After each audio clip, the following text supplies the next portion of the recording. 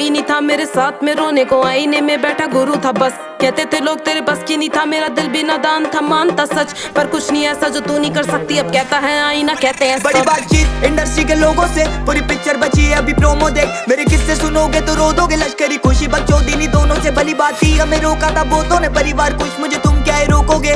बिस्तर बना देंगे नोटों के अगर मेहनत को पैसों से तोलोगे। संगीत को सब किया समर्पित, लिखे दिल से गाने मेरे अमर गीत। बिगी पाक को सुन गया सफर भी।